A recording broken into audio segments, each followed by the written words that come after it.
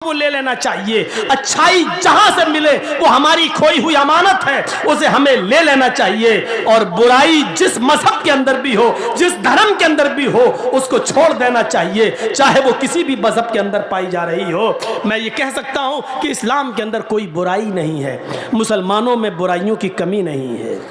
دونوں باتیں الگ الگ ہیں. پھر سن لیجئے, اسلام میں کوئی برائی نہیں ہے لیکن مسلمانوں میں کسی برائی کی کمی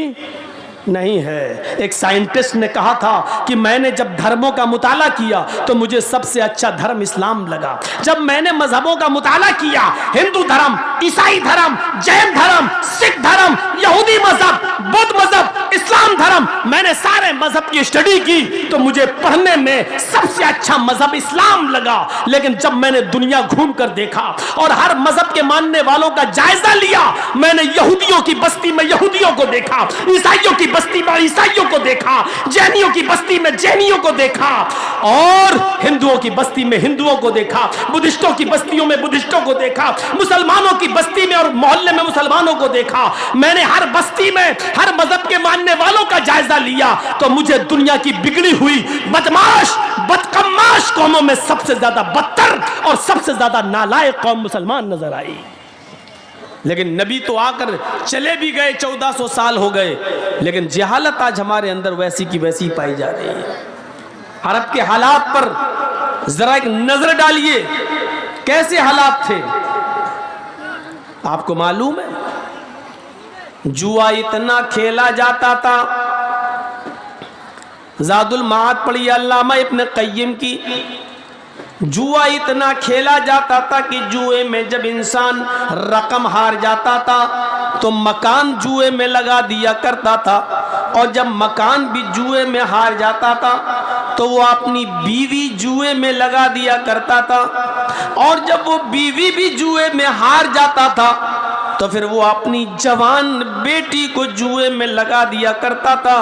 اور اپنی بیٹی تک کو جوئے میں ہار جایا کرتا تھا. جوئے کی یہ شکل آج ہمارے سماج میں بھی موجود ہے. یہ الگ بات ہے, لوگ مکان تک تو ہار رہے ہیں, رقم ہار رہے ہیں, مکان ہار رہے ہیں, بیوی نہیں لگائی جا رہی ہے, بیٹی نہیں لگائی جا رہی ہے, لیکن جوئے کی شکل آج ہمارے سماج میں موجود ہے. شراب اتنی پی جاتی تھی محمد رسول اللہ کے آنے سے پہلے, شراب اتنی پی جاتی تھی کہ وہ لوگ جب کھانے کے دسترخوان پر کھانا کھانے کے لیے بیٹھتے تھے تو پانی کے بجائے شراب کی بوتل, شراب کا مگ, شراب کا جگ, شراب کا لوٹا وہ رکھ لیا کرتے تھے, اور جب کھانا کھاتے کھاتے پانی پینے کی ضرورت پڑتی تو پانی نہیں پیتے, بلکہ منہ کا لقمہ جو حلق تک پہنچا ہوا ہے اس کو شراب پی کر وہ حلق کے نیچے اتارا کرتے تھے. شراب کھانے کی جگہ پر,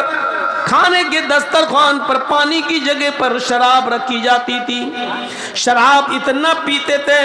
کہ شراب پینے پر فخر کیا کرتے تھے. ان کے گھر میں جب کوئی بچہ پیدا ہوتا تو وہ بچہ, لوگ اس معاشرے کے, اس سماج کے, اس پیدا ہونے والے نومولود اس بچے کو پانی نہیں پلاتے, دودھ کا قطرہ ماں اپنی پستان کے دودھ کا قطرہ اس کو نہیں دیتی, اس کو شہد نہیں دیتی. سب سے پہلے اس بچے کے حلق میں جو چیز ڈالی جاتی پیدا ہونے کے بعد, ماں کے پیٹ سے باہر آنے کے بعد, وہ شراب کا قطرہ ہوتا, شراب کی بوندیں ہوتی. فخر کیا جاتا کہ میرا گھر میں بچہ پیدا ہوا اور باپ دادا کی وراثت کو زندہ رکھا ہے, باپ شرابی ہے تو اس نے اپنے بیٹے کو بھی پیدا ہونے کے بعد سب سے پہلے اس کو جو گھٹی دی ہے, اس کی رگوں میں سب سے پہلے جو چیز پہنچائی ہے, اس کے پیٹ میں سب سے پہلے جو چیز گئی ہے وہ شراب کے قطرے, شراب کے ڈراپس, شراب کی بوندیں اس کے حلق کے اندر گئیں, اس کے پیٹ کے اندر پہنچیں. یہ شراب کا چلن تھا. ان کے گھروں میں جب کوئی بیٹی پیدا ہوتی, جی حالت دیکھیے, ان کے گھروں میں جب کوئی بیٹی پیدا ہوتی تو اس بیٹی کے ساتھ یہ ظلم ہوتا کہ 4 سال تک تو اس کی پرورش کی جاتی, 4 سال تک تو اس بچی کو پالا جاتا، اس بچی کی دیکھ ریکھ کی جاتی۔ جب وہ بیٹی 4 سال کی ہو جاتی تب اس کا باپ میلے کے بہانے اپنی بچی کو لے جاتا، اپنی بیوی سے کہتا کہ اس کو نہلاؤ، اس کو دھلاؤ، اچھے کپڑے پہناؤ۔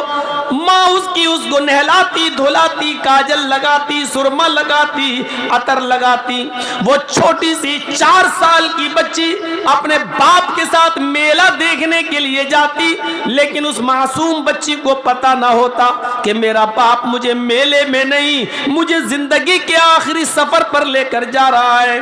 جنگل میں لے جاتا، وہاں پہلے سے گڑھا کھدا ہوا رہتا۔